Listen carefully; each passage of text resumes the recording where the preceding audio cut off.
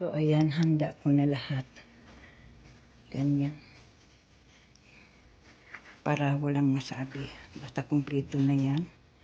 And, napansya ko na. Andito yun. Bahala na sa maghagilap dyan. And then, I had to take shower na. Kaya para makaalis na din ako. Ayan. Preparado na. So, may konti doon na labahin. Lalabhan ko na lang para wala ng ano. Ayan. Basta aalis ako na kumpleto. Yan ang ano ko. Para walang maano ba. As in, kumpleto cute. Bahala na silang maghakilap dyan. Kasi mag-final ano pa sila eh.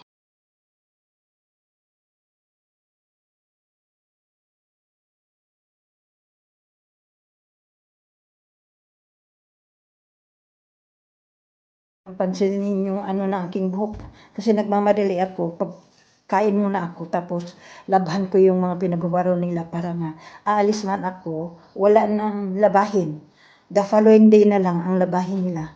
Kasi as kasambahay or around kasambahay, kailangan na pag sumikapan kung aalis man ako na nagampanan ko yung mga gawain ko. Tapos, yun. Tapos naman yung ano. Kain tayo, guys. Kasi launa na mahigit. Alis na ako mamaya konti. Salamat sa inyong tiyagang pagpanunood sa aking mga videos, okay?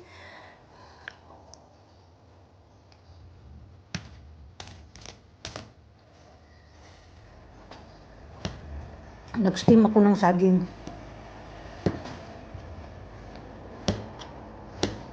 Tapos yung kalahati, tatapon sana ng amoy. Pinamigay niya, sayang eh. Kasi konti lang naman yung may damage. Grasya to ng Panginoon eh. Yung iba nga, di ba, namumulot na nga lang sa basurahan. Sa hirap ng panahon ngayon, kailangan matuto tayong ano.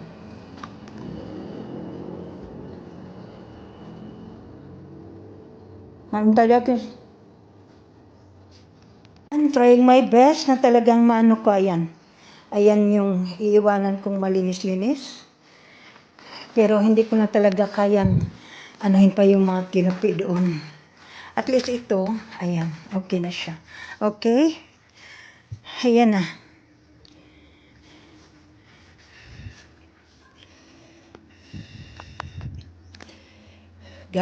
Yung ginawa kong ice, yellow, ilalagay ko na muna sa ref. Thank you everyone. Buhula na Chimi here. Salamat. Kung ikakatuwa o hindi, basta naggawa na lang ako ng yellow para sa akin anytime kasi pag need nila ng ice, lalo na sa mainit na panahon, nandyan na. Kasi ayaw niya talaga minsan eh, kaya ako, nag-ano na lang ako kasi bilang kasambahay all around, kailangan nga mag-advance yung pag-iisip ko para anytime, wala pa namang ibang mautusan. So, ganyan. Gumawa na ako, yan, ice, tsaka in-arrange ko yan para kahit pa paano malinis. Okay, everything is clean. Alis na ako, punta na ako. Alis na ako, papuntang Davao. Airport pa pala.